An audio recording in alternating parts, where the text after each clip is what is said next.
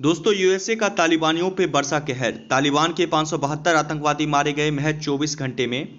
और यूएसए ने सबसे अपने घातक हथियार का इस्तेमाल किया, वहीं पाकिस्तान हुआ मजबूर। जानते हैं इस पूरे मामले को इस वीडियो में। तो दोस्तों, इस वीडियो को शुरू से अंत तक देखें।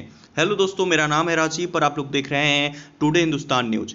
जैसा कि आप लोग जानते होंगे कि यूएसए ने अपने 3 सबसे खतरनाक और घातक हथियार से तालिबानियों पर हमला किया, जिसमें तकरीबन 572 आतंकवादी मारे गए महज 24 घंटे में। इसमें जो 3 हथियार इस्तेमाल किए गए वो B-52 बॉम्बर, दूसरा स्पेक्ट्री गनशिप और तीसरा 30mm बस मास्टर्स। अब आप लोग के मन में ये सवाल आएगा कि भाई B-52 बॉम्बर क्या होता है या किस तरह का हथियार होता है। तो दोस्तों, आपको बता दें कि जिस तरह से आर्मी के जवान टैंक का इस्तेमाल करते हैं जमीन पर दुश्मन के इलाके को ध्वस्त करने के लिए, बॉम्बिंग करने के लिए, उसी तरह से हवा में चलती फिरती टैंक के नाम से जाने जाने वाला B-52 बॉम्बर है, जो कि हवा से ही, जी हाँ, हवा में उड़ते हुए एक एयरक्राफ्ट जमीन पर बॉम्बिंग करता है, गिराता है और दुश्मनों के इलाके को ध्वस्त कर देता है। वैसे दोस्तों, ये अमेरिकी कंपनी बोइंग के द्वारा डिजाइन और बिल्ड किया गया है और ये 1950 में बिल्ड किया गया था। वहीं इसका फर्स्ट फ्लाइट 1954 में उड़ाया गया था।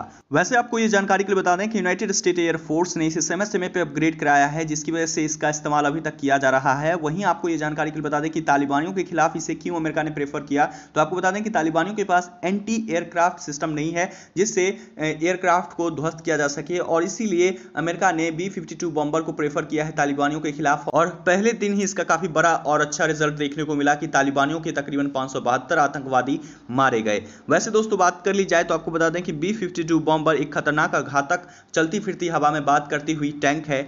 वहीं आप लोग अब ये भी सवाल कर सकते हैं कि भाई B-52 बॉम्बर जैसे एयरक्राफ्ट को रखा कहाँ गया था, क्योंकि अभी तक किसी भी सेंट्रल एशियाई कंट्री ने अमेरिका को अभी तक कोई भी मिलिट्री बेस नहीं दिया है जहां पर वो अपने एयरक्राफ्ट को उतारकर वहां पर अपनी चीज़ों को ला सके, अपने हथियारों को ला सके और वहां से अफगानिस्तान में अपना सपोर्ट पहुंचा सके। तो ऐसे में बता दें आपको जानकारी के लिए कि कतर में, जी हाँ, कतर यानी कि यूनाइटेड अरब एमिरेट्स में B-52 बॉम्बर के लिए मिलिट्री बेस दिया गया है और वहां पर अमेरिका के ये सारे हथियार उतरते हैं और वहां से अफगानिस्तान तक, जी हां, अफगानिस्तान में जाकर तालिबानियों पर हमला करते हैं, जिससे तालिबानियों के काफ़ी आतंकवादी अभी तक ढेर हो चुके हैं। वहीं बात कर ली जाए तो वहीं स्पेक्ट्री गनशिप और तीसरा 30mm बस मास्टर, ये जो 2 हथियार हैं, ये एक एयरक्राफ्ट ऐसा है, एयरक्राफ्ट है जो जिससे बुलेट फायरिंग की जाती है। जी हाँ, बुलेट फायरिंग की जाती है और इनसे क्या होता है कि हवा से जब बुलेट फायरिंग की जाती है तो वो जितने भी आतंकवादी है उधर भागने की कोशिश करते हैं। वहीं इसमें सबसे बड़ा रोल प्ले जो होता है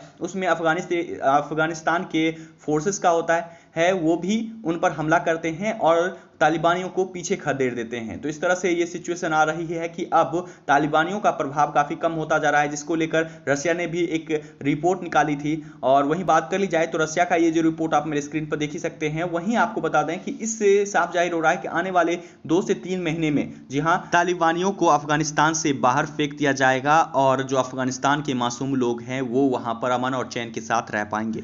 वहीं आपको यह भी जानकारी के लिए बता दें कि पाकिस्तान और चीन इन दिनों तालिबानियों को काफ़ी अच्छी खासी सपोर्ट और मदद पहुंचा रहे हैं।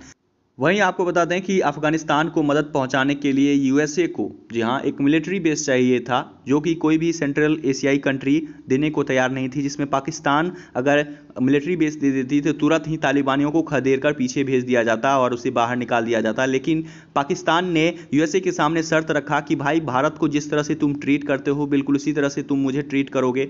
भारत को जितनी सारी चीज़ें छूट मिलती है उसी तरह से मुझे भी छूट मिलनी चाहिए। बहुत सारी चीज़ों को लेकर वो अमेरिका के सामने शर्त रखने लगा और इसीलिए अमेरिका ने उससे किसी भी तरह की मदद लेना बेकार समझा और इसीलिए उसने अपने जितने भी हथियार हैं वो कतर यानी कि यूनाइटेड अरब एमिरेट्स में रखे और वहीं से अफगानिस्तान को सपोर्ट पहुंचा रहा है और तालिबानियों को पीछे खदेड़ने में अफगानिस्तान की मदद कर रहा है। वहीं दूसरी तरफ पाकिस्तान भी तालिबानियों की काफ़ी अच्छी खासी मदद पहुंचा रहा है, हथियार प्रोवाइड कर रहा है। वहीं यूएसए को अपनी मिलिट्री बेस तो दिया नहीं और देने के लिए वो शर्त रख रहा है, जो भारत जैसी उसको ट्रीटमेंट चाहिए। तो भाई, भारत जैसी ट्रीटमेंट अमेरिका ने उसे देने से इनकार कर दिया, तो उसने मिलिट्री बेस देने से भी मना कर दिया यूएसए को। तो ऐसे में दोस्तों, आपको बता दें कि जब वो उसने मिलिट्री बेस नहीं दिया, लेकिन साल 2002 में अमेरिका के साथ उसने एक ट्रीटी साइन कर रखी थी, एक एग्रीमेंट साइन कर रखा था कि अमेरिका उसका एयर स्पेस यूज कर सकता है। तो ऐसे में अमेरिका को यहाँ पर यह फ़ायदा होता है कि जब भी अफगानिस्तान में जब अमेरिका अपने एयरक्राफ्ट के माध्यम से बॉम्बिंग करता है, फायरिंग करता है, बुलेट फायरिंग करता है, तो ऐसे में होता है कि तालिबानी आतंकवादी जो हैं सो वो छिपने का प्रयास करते हैं। तो ऐसे में होता है क्या है कि वो अगर आसपास के एरिया में या पाकिस्तान में भी घुसने का प्रयास करते हैं तो उन्हें खदेड़ कर अमेरिका उन्हें ढेर कर देता है। तो इस तरह से अब वो छिपने के लिए उनके पास स्पेस नहीं बचता है और इस तरह के हालात हो गए हैं कि एक ही दिन में 24 घंटे में ही 572 आतंकवादी मारे गए। वैसे दोस्तों इस सिचुएशन को देखते हुए साफ कहा जा सकता है कि बहुत जल्द अफगानिस्तान से तालिबानियों को बाहर फेंक दिया जाएगा, खदेड़ दिया जाएगा। वहीं दोस्तों अब अमन और चैन बहुत जल्द उसमें कायम भी हो जाएगा। वहीं पाकिस्तान का सारा मंसूबा धरा का धरा रह जाएगा। भारत जैसी ट्रीटमेंट जाने के लिए भारत जैसा बनना भी पड़ता है। दोस्तों इन दिनों फिलहाल पाकिस्तान मजबूर है, क्योंकि पाकिस्तान ने मिलिट्री बेस तो नहीं दिया लेकिन एयर स्पेस यूज करने से वो अभी फिलहाल अमेरिका को रोक भी नहीं सकता, क्योंकि अमेरिका के साथ उसने अपनी एक एग्रीमेंट और एक ट्रीटी साइन कर रखी है 2002 से ही। तो ऐसे में फिलहाल पाकिस्तान मजबूर हो पड़ा है और अमेरिका अपना काम करता जा रहा है।